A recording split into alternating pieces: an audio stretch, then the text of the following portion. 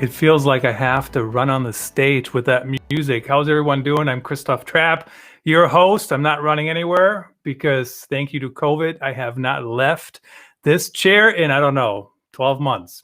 However, today we want to talk about how do you thrive in today's marketing world? Things have certainly changed quite a bit. And I want to bring on a number of guests from around the globe in the UK, the US, and, you know, we want to talk about what can you do, how can you learn things, how can you move forward. Of course, first of all, thank you to webinsights.com. They're sponsoring this webinar. And of course, we are live streaming to a number of different channels and of course, also the webinar platform. I think this might be the most guests I've ever had on a show. So we'll see if I can get a word in. If I don't, that's fine. But let's get them on here one by one and introduce. I'll ask them to introduce themselves to you. First, Krista Nelson. Krista, how's it going? Hey, good, thank you. How are you? Living the dream, as they say. Going with it as I can. Thanks for joining us. Tell us who you are. What do you do? And you know, we'll jump right in. So I work at Capita in the UK, and I am their head of account-based marketing and industry. We've been delivering that as a proof of concept within the business for the past year, and seen some really phenomenal successes with it. So we're now in the process of seeing how we expand that, not just on a one-to-one basis, but throughout an ABM Lite program as well. So really exciting times. Of course, ABM programs are becoming more and more important, especially as we're trying to, you know, create stuff for specific people. The next guest, we'll bring him on here, and I've been connected with him for, I don't know, a long time. I'm not supposed to say that. Shows you how old I am, I guess, as Mark Schaefer reminds me. Daryl Alfonso with Amazon Web Services. I don't know how we connected, Daryl, but thanks for joining us. Yeah, thanks for having me, Christoph. Yeah, a little bit about myself. I've been working in you know, B2B marketing operations for, you know, the past, I don't know, 11, 12 years, both in startups, mid-sized companies, and now at enterprise companies. Today, I'm the global marketing operations manager at Amazon Web Services, and the goal of our team is to really empower the hundreds of marketers that use our marketing technology to create exceptional digital experiences. But in my former role, I led marketing for a data insights company called Hitwise, and I led it for Americas and APAC. So I'm happy to share, you know, both from my experience now and from my past experience, you know, leading sort of demand generation, field marketing, etc. So happy to be here. Awesome. Thanks for joining us. And I know it's you're the earliest time zone of the bunch here with being on the West Coast. So thanks for getting up early and bringing your coffee. I'm in the Central time zone. I'm still drinking coffee. I'm not going to tell you how many cups I'm into this party today. Next up, Amy Kelly with UserTesting. Amy, thanks for joining us. Thanks so much for having me, Christoph. It's great to be here. Awesome. Yeah, I can give you a little introduction. So my name is Amy Kelly. I am the Director of EMEA Marketing at UserTesting. Our human insight platform just connects businesses and human in a more human way, really, and we help organizations really understand what your customer is going through to help build exceptional customer experiences. Christoph, I know you're in the same world as us, so we have that in common.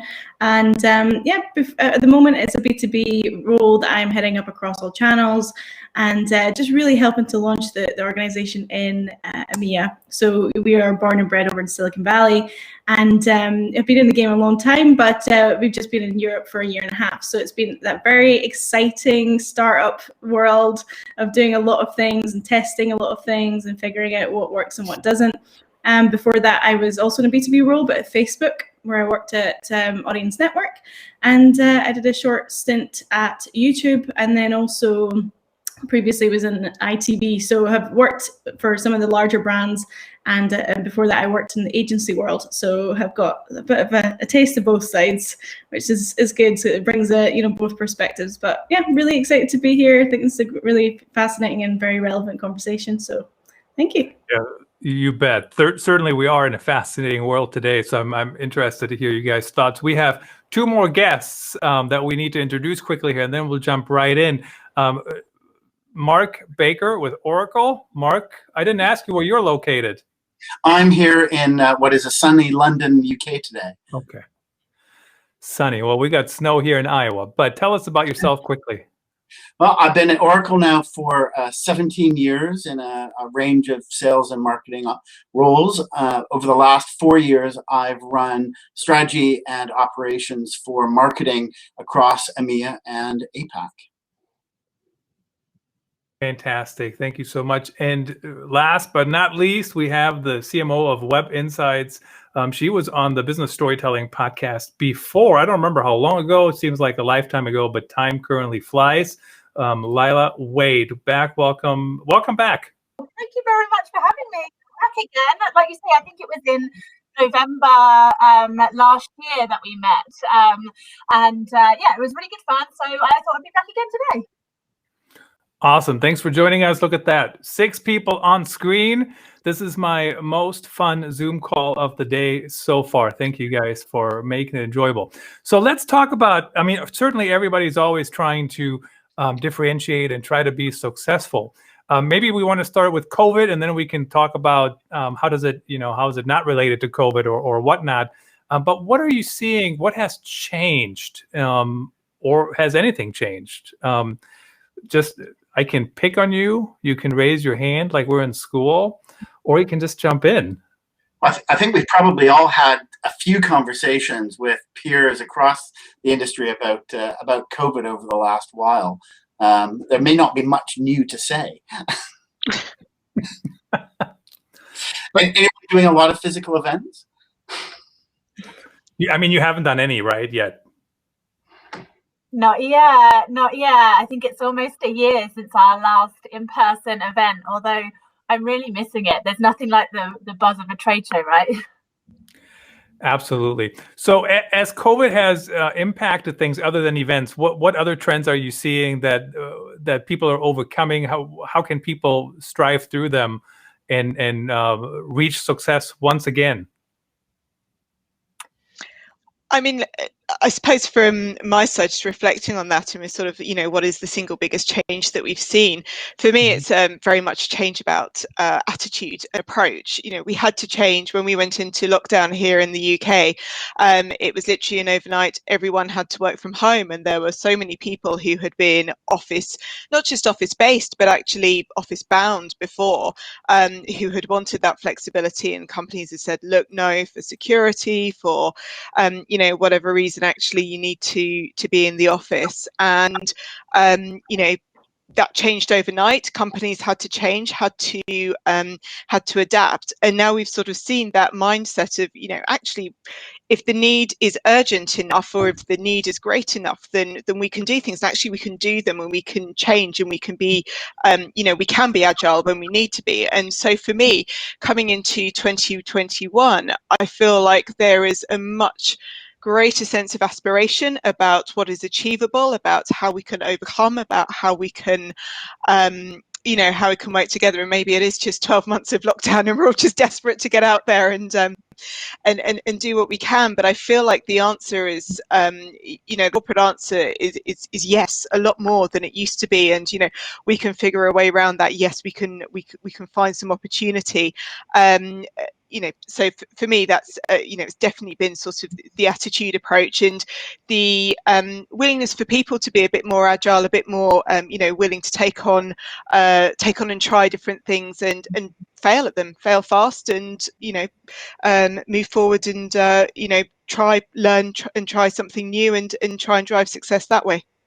It really has been impressive how creative people have been trying new things, in direct marketing, in digital, and of course everyone's had to learn virtual from scratch in many cases, and people have been trying, failing, picking themselves up, doing better next time. And it's the level of focus and energy and creativity that people have brought to their marketing approaches, both at my company and other companies, I've been really impressed with.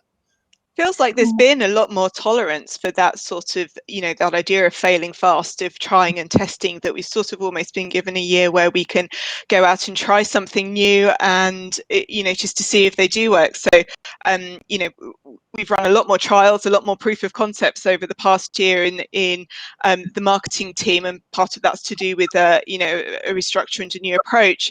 But I think a lot of that's been because we sort of had this freedom to go and try and do things and to try and work round what for a lot of us is a new and unique situation. And just to jump in there as well, from my perspective, I think that as all as consumers as well, I think one of the most interesting parts of when COVID first hit, it was battle of the emails. My God, I just got so many emails from people I hadn't shopped with for years, and I really didn't care what they were doing in store because everything was just a bit overwhelming. So to be honest, I think at the start of all of this, it was a very much of who is actually being empathetic from a marketing standpoint, and it was a very small amount of organizations that I actually think managed to do that well. I think a lot of organizations immediately looked inwards and panicked and sent the wrong kind of emails, just didn't think things through properly, didn't see things from the customer's perspective. I'm not going to name any names, but I really did think it was a bit overwhelming at the start as a consumer. And it made me really think about the empathy that we have as marketers. And this year, I think, has changed that a lot. And I think it's educated a lot of marketers in a different way of how to be more empathetic and how to share the information, but also just think about how much more information do I really need to send? Do you really need to send that email? And I think that now everyone's getting it now, but at the start it was a bit crazy, if I'm honest, from marketing emails. It was a panic, wasn't it? If any of, I'd say where we were definitely in a sense of panic because we had all these plans, all these things that we're going to do, investments that had been made that had to be canceled, and that's hard for any marketing organization. Yeah, and what we found is that there's been this real reemergence of people wanting to speak to people. I think exactly what Amy's saying is that this empathy and compassion seems to have been accelerated by COVID and in a business world. So actually, if you think about how busy everyone's always busy, right? Everyone's really busy before, the lockdown and the pandemic. And I think that actually what we've had over the last year is a real humanization, especially within B2B marketing, where ultimately people buy from people. And I think that a lot of the time in B2B, we can lose that. And I've definitely noticed I spend all day on calls, and it's the way I stay connected with people is actually on these video calls. We've had this window into people's lives. You see, kids coming in the background on the Zoom calls and in business meetings, or dogs barking at the door. And I think there's become this much greater tolerance for actually we're all human, whether we're in business or out of business. And I think it's almost it's kind of merged the two worlds slightly. And I think that there's this desire to really work with people again that I think may have been lost just before the pandemic. I think one thing that you're saying there that's really interesting, actually, you're talking about this sort of merging of two worlds. And I think one of the reasons why, as you say, to sort of build on that point about us being more empathetic, is because we realized that actually our marketing was actually an intrusion into people's lives as well. So we became much more respectful of, look, if we're going to engage with people, we need to make sure that we, as you say, we are sending information that's relevant. We're not just communicating and broadcasting for the sake of it, because that there was so much coming out, and I think that's, I completely agree, that sort of real change of sort of empathy and respect for making sure that we're engaging in a way that was respectful of the new boundaries that we sort of needed, because we were all at home and because we were in a very, very different situation, and because people were under so much more pressure just trying to deal with the pandemic and children at home and that side of things as well. Daryl, you have a comfy chair as well, and I actually bought a better chair when I started working, full-time at home. Before, when I was traveling, I could have cared less. I sat on the couch when I was at home. But do you guys think, is that a thing that's here to stay? I mean, I personally find I'm much more productive at home. I get stuff done quicker. I can turn things out. I don't know how I ever had the time to fly to London for a meeting or a conference or anything. Do you know what I mean? Like now I get upset when my 3-second commute takes 7 seconds because a cat is in my way. Yeah, I don't mind the sort of hour drive to the I don't miss the hour drive to the office, but the 13-hour flight to Singapore I do kind of miss, because that was personal time. Yeah, it's true.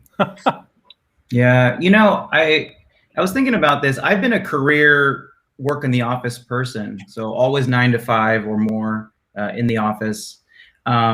And you know, having to work remotely now for, you know, since the pandemic started, I definitely see the benefits, and I think that a lot of companies are now opening their eyes to, you know, the possibilities of remote work and how it can really be a net benefit. And I think one of the things that we are seeing too is how much more inclusive this type of working dynamic can be, because you're now not really limited to the geographies of the, you know, the large cities or the tech hubs, you know, and you're able to include a lot more people. And I think that the companies actually that have been doing remote work for a long time have an advantage here, because, you know, they're used to it. They're used to getting really, you know, quick work done where everyone's distributed. And it's the companies that are having a hard time accepting this, you know, I hate the word new normal, but you know, accepting reality, I think, are the ones that are struggling. But I'm optimistic about it, and I think that overall, you know, for companies and for employers, I think it's for employers and employees both. I think it's going to be a net positive for all of us. See, I'm on the other side because I just desperately want to get back in the office. And I know it's a really strange thing to say, but not full time. I don't think anyone really wants to go back ever again full time, 5 days a week. You know, thinking back to that, you know, I think it feels mad now. But I think for us right now, still feeling that startup vibe and the culture and how we're growing fast, I think that you get such a buzz off of each other, you know, just thinking of, you know, as we scale up constantly and we're adding more people to the team all the time, and these people are onboarding virtually, and it's difficult, you know, and it's hard to walk into an office and just immediately get that grasp for, okay, there's the marketing team, there's the sales team, there's the customer success team, and see everyone sitting there and know that you'll gradually just get around everyone. And I think for me, I'd prefer a balance. I would like to be back in the office couple of days a week, have those moments of celebration, of, you know, learning from each other a bit more of the casual conversations and hallway chats. And because sometimes they could be the most innovative, surprising chats that you would have with a different member of, you know, a different team, and then say, oh, you're working on that, like, why don't we collaborate? And you don't really, it's, every single Zoom call is intention based, and every single conversation has an intention. I mean, even after Christmas, I booked in some Zoom calls with some folk just to be like, how was Christmas? And they were like, so what's this meeting for? It's like, just to catch up, just to know how you're doing. But everyone thinks you have an agenda, you know? I really like your terminology about intention-based, because that's the benefit and the trouble with a lot of the conversations we have like this, which are, you know, you're there for a very specific thing. And I think, you know, doing presentations and updates and things like that, these forums are great for that.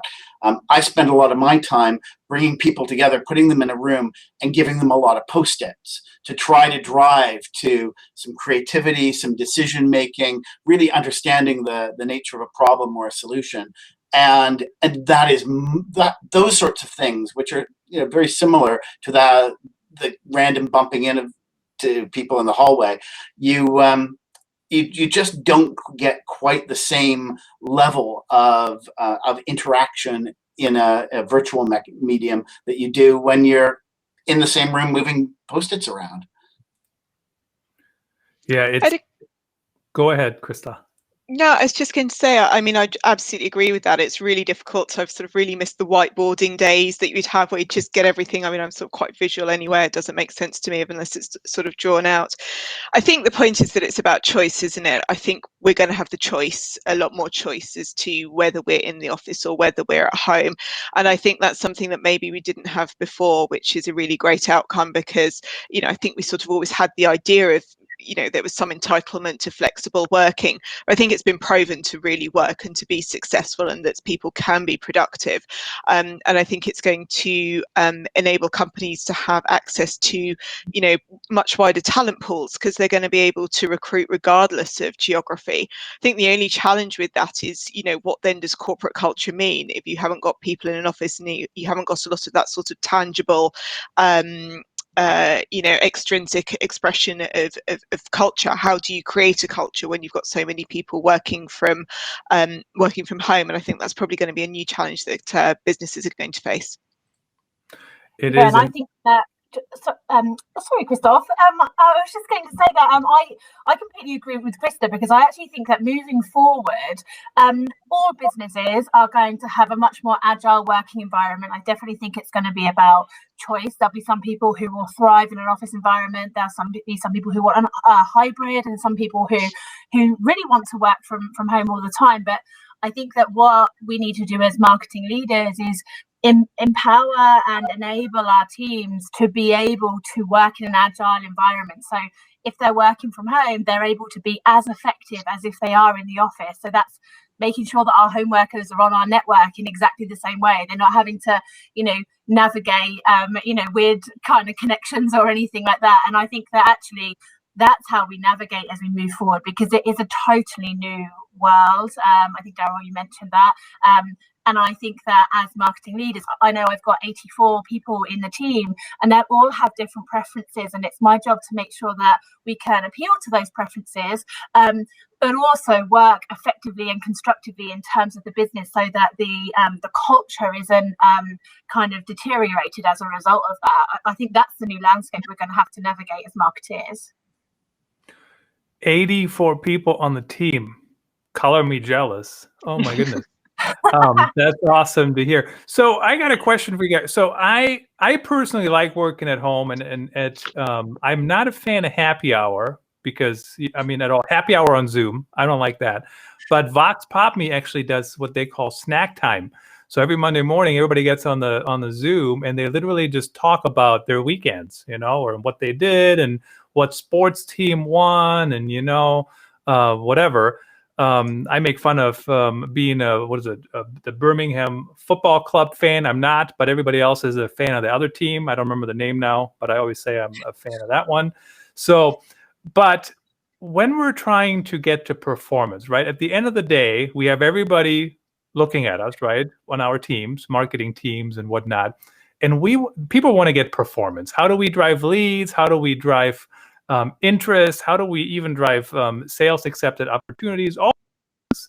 How are you currently getting there after you had to make that switch in the last year? What are some strategies that are working?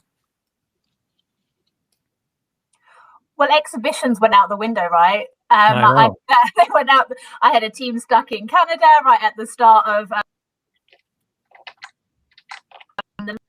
And we rely heavily on exhibitions, and so we had to shift our strategies really, really fast. And Christa, I know this is one of your areas of expertise, is we actually moved to a real ABM model, and we found huge success in terms of leveraging ABM and just that humanized approach, actually speaking to people on an individual basis, and understanding their challenges and that sort of thing, and actually using a mixed media approach. I know that lots of people move to digital strategies.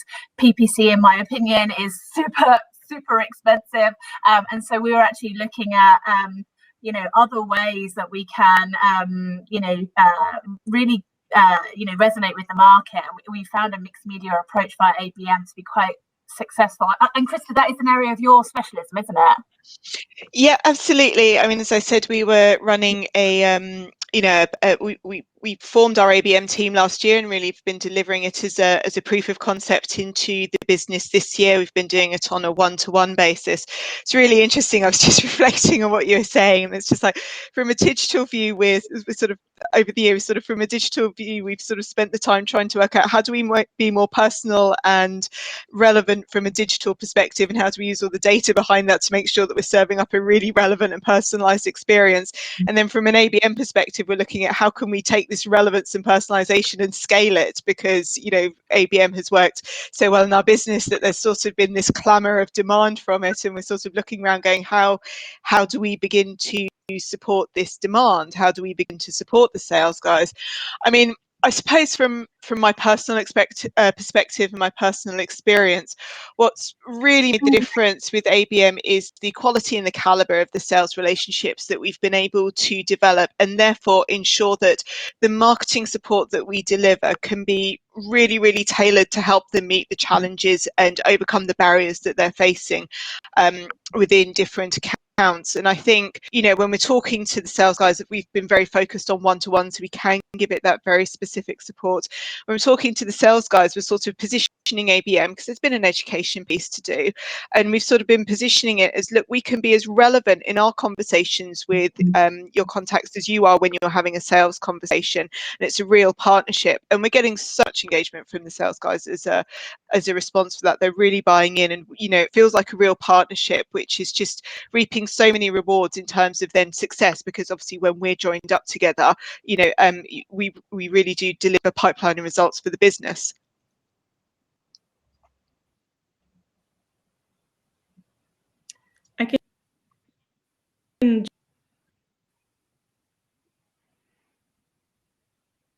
I think Amy, is Amy talking?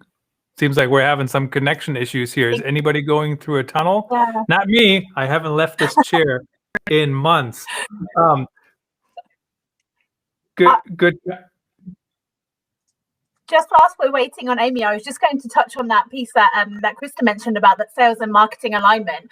That is absolutely fundamental, right? In terms of our success is, I've worked with, some significant tech businesses whereby marketing generate MQLs, and then sales hate them, and marketing chuck them over the fence, and all that sort of thing. And I think that's the model of old. But that sales and marketing alignment is so vital. We have to understand each other's challenges, each other's opportunities, how we communicate. I think that's such a pertinent point, Krista.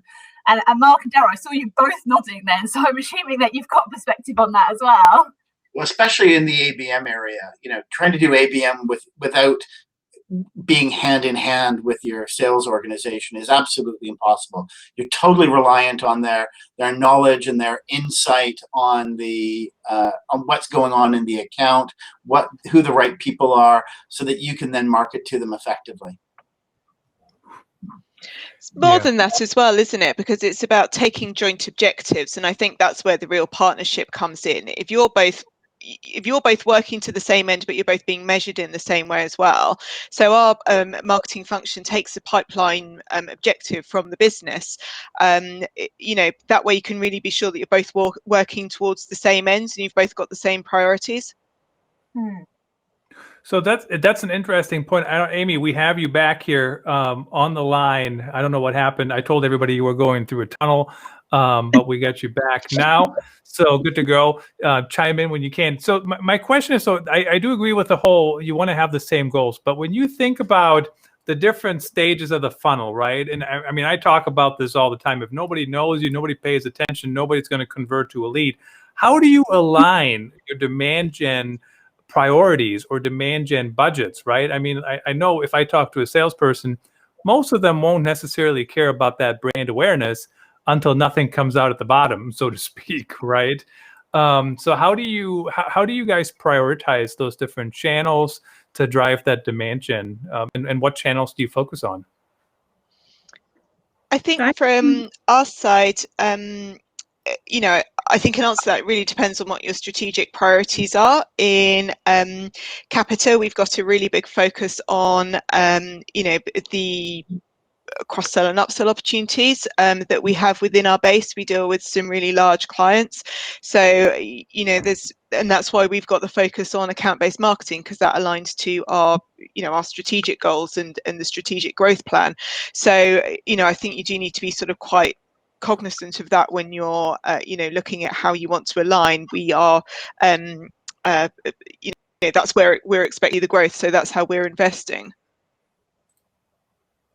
Right, and again, it just comes back to the same conversation on sales alignment. If you can have a conversation with sales where it's about who they're trying to sell to, and then you can talk about how marketing can work that entire large segment at scale, because that's what marketing is great at. It's about doing stuff at scale. And if we can show them how we're going to educate, inform, bring on board those people, the right people in those organizations, and then come back and show them the data saying, they did, look, they downloaded this, they watched that, they showed up at this event, then it's that alignment that drives the conversation, drives the engagement. If marketing's off, doing branding or demand generation in areas that sales are not interested in, then it's not going to do anyone any good. You need that the segments and the impact to be overlapped, because that's what really delivers. And you've got to be able to show those tangible results as well. Yeah. Again, not in not tangible results in areas that sales aren't interested in.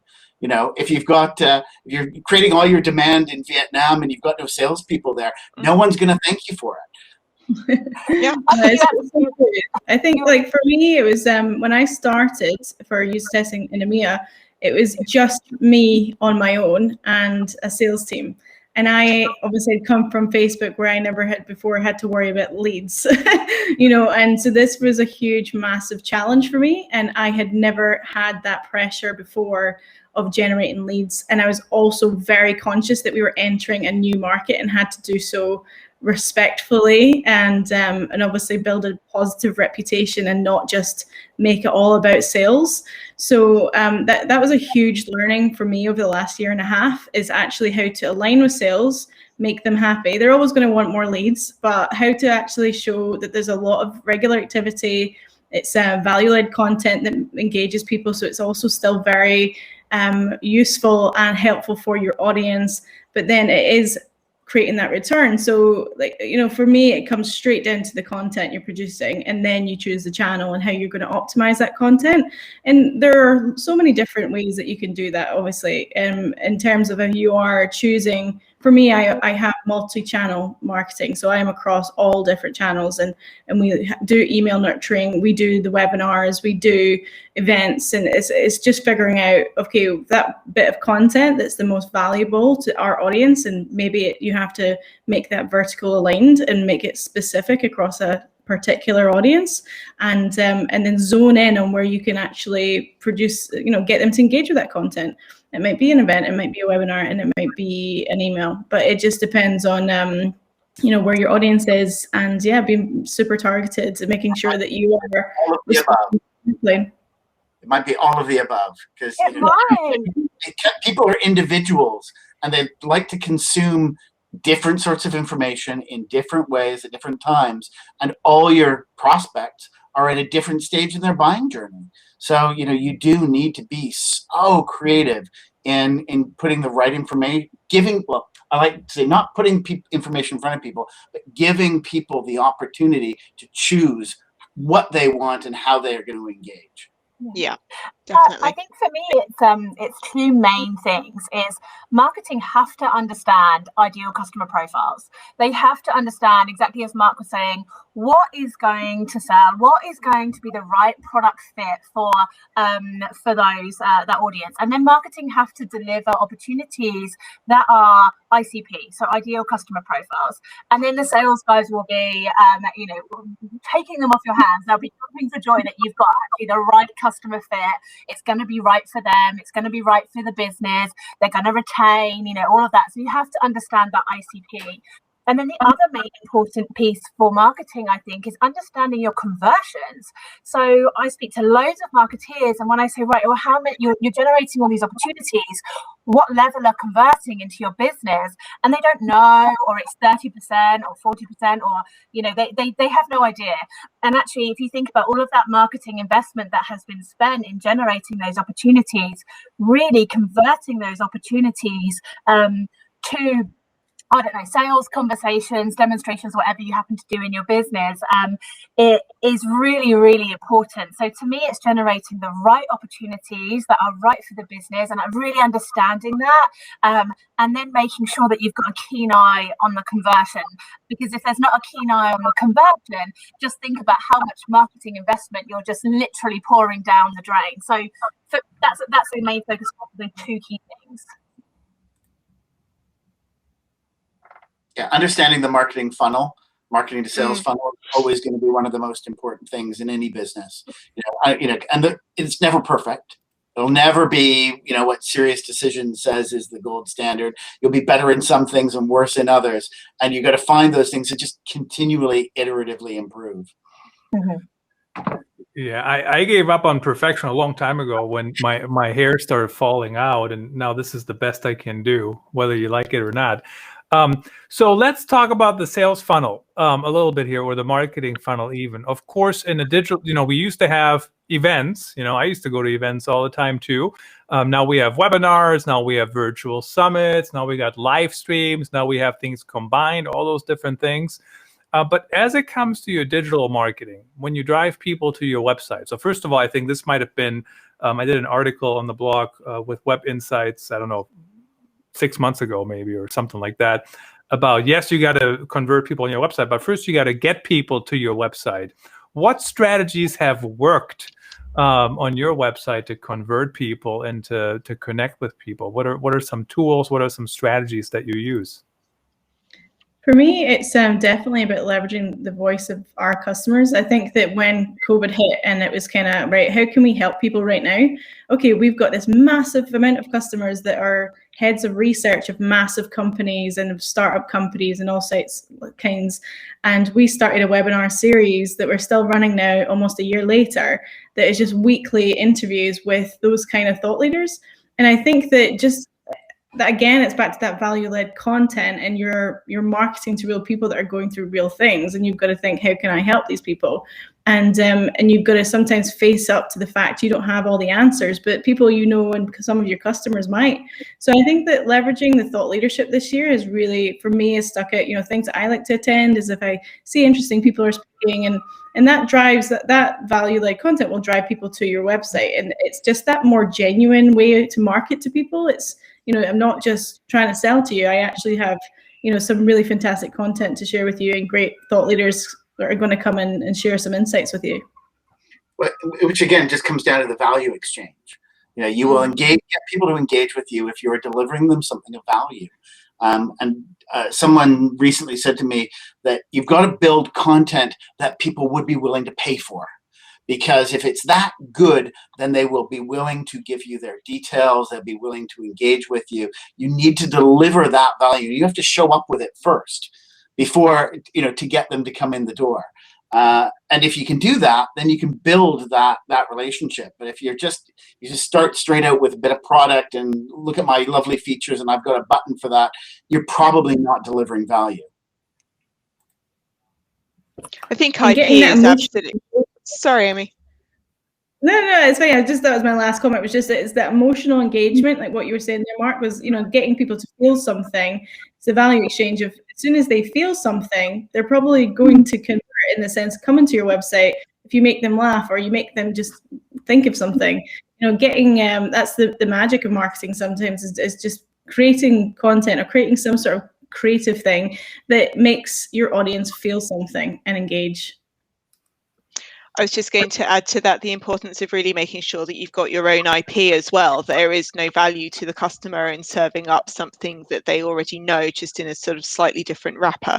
So just ensuring that, investing in be it research, perspective, and so on, and providing really valuable insight, but then also it comes back to being able to measure that. How are you measuring the success of that content? How are you measuring how long people are reading it? Not just are they clicking through from a social campaign or something, but how long are they reading it for? How long are they engaging with the content? How is it being shared, and so on, to really try and get some good metrics around the value of how customers are finding the value of that content as well, and then investing where you're getting more of the value.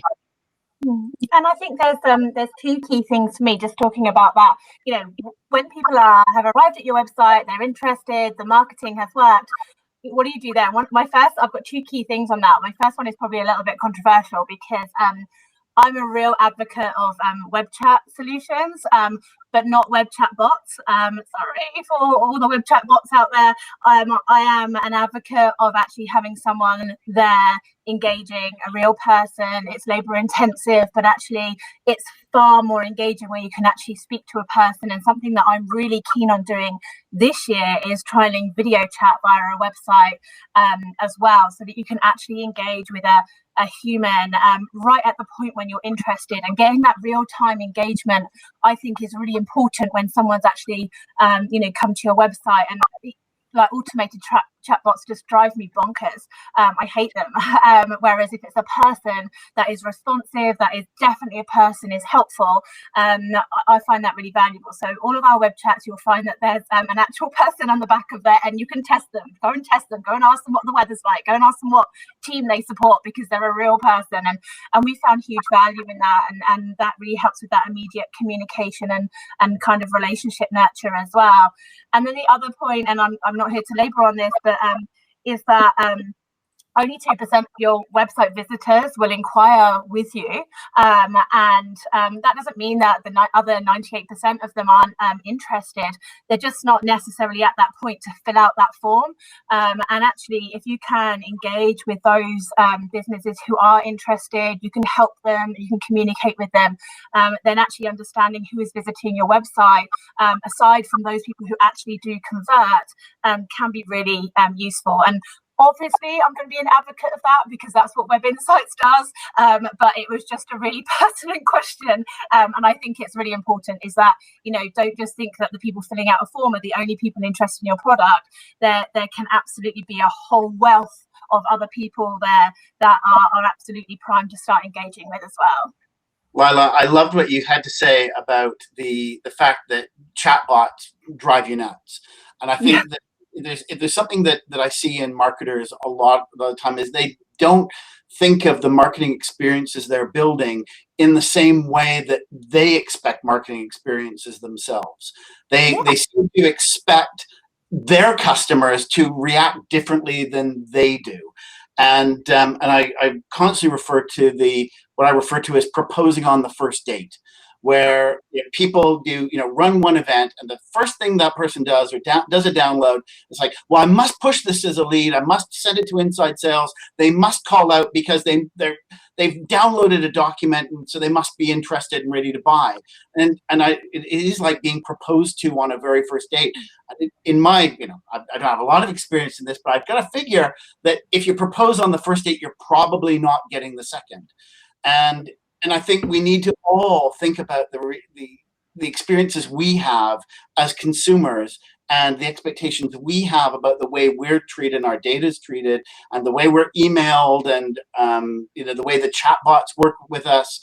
All of those things we need to be considering as marketers, and treating people the way we would like to be treated. 100% agree with that. You're here. Now, so I don't necessarily hate chatbots, but you know what I do hate is crappy chatbots. It's kind of like crappy content. And some of them, I mean, the worst example I ever had was where the chatbot said, I don't understand what that means. Can you rephrase it? And I'm like, literally, I'm speaking English, and like, you don't know what I'm talking about. So I don't know what's going on.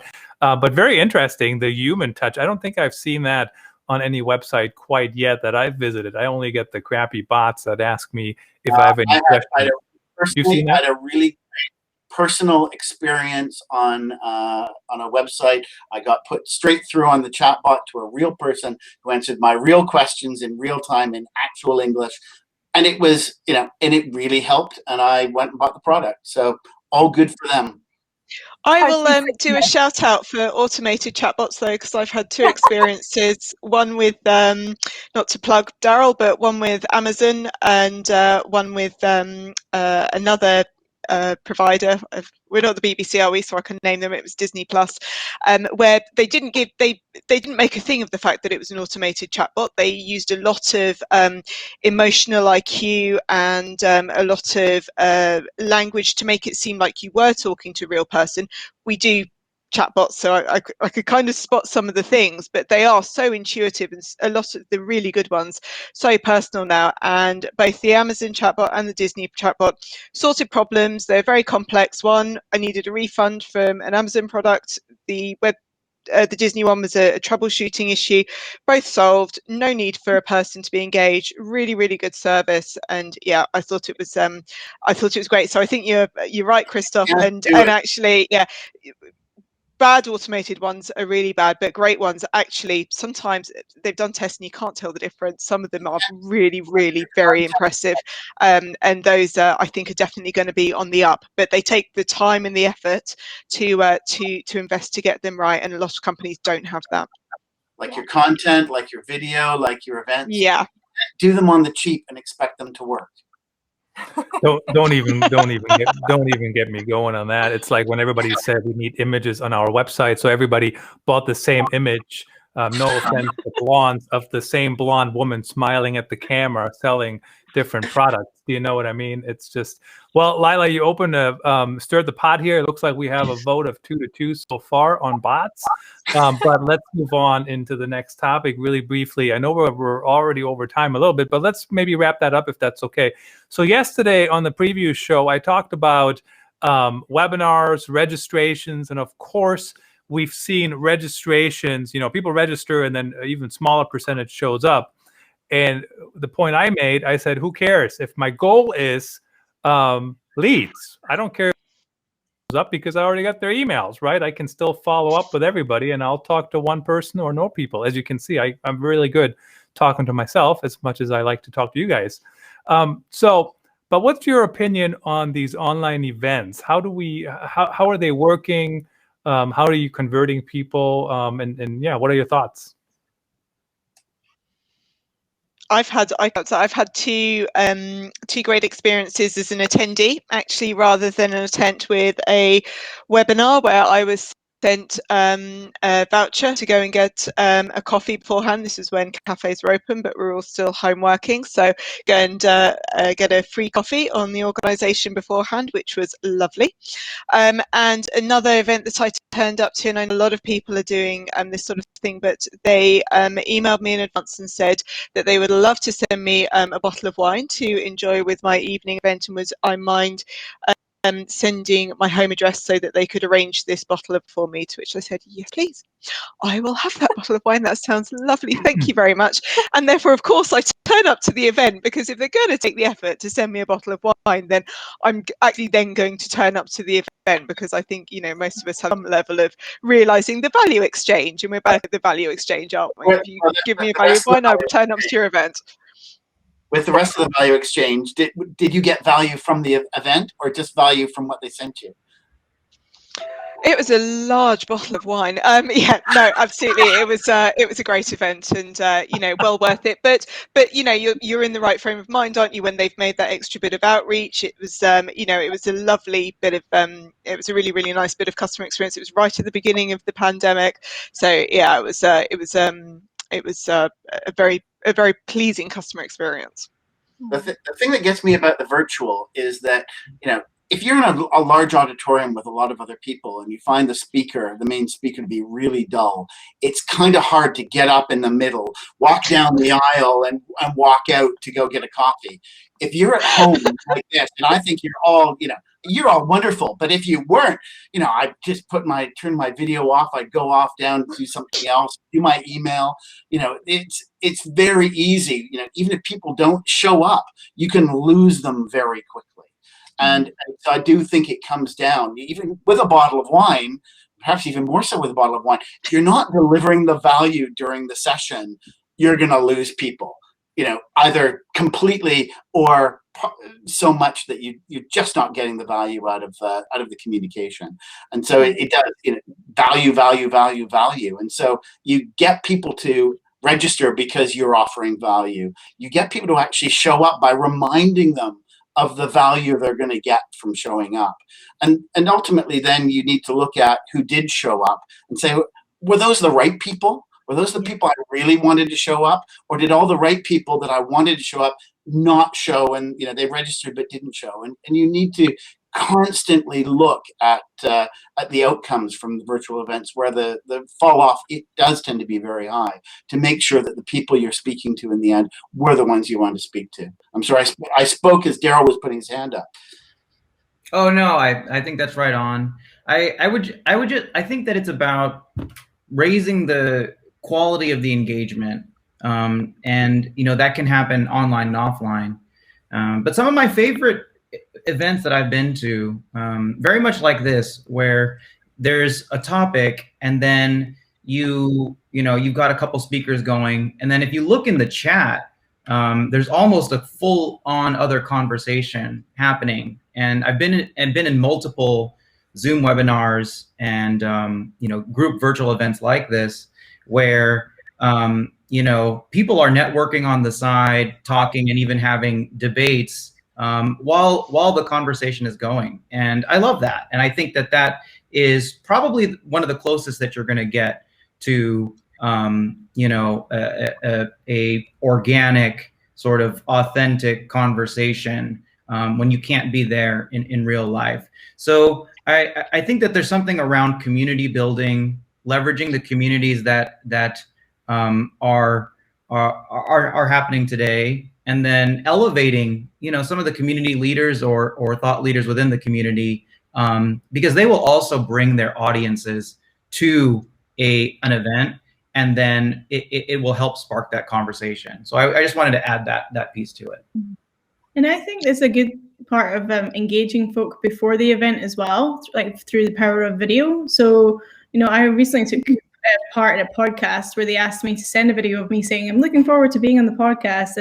And then they made a nice video, and I posted that on LinkedIn. And I think that, obviously I haven't followed up to check what the attendance is like, but we try and do a lot of that, slice and dice the content, after the webinars. But it's just like what you did, Christoph, yesterday, of talking about today, engaging people, giving context. Like, the more context people have, the better. Like, there's nothing worse than a vague invite to to a webinar or virtual event where you really don't know what it's about. I think it's always great to say, here are your top 3 takeaways that you will get at this event.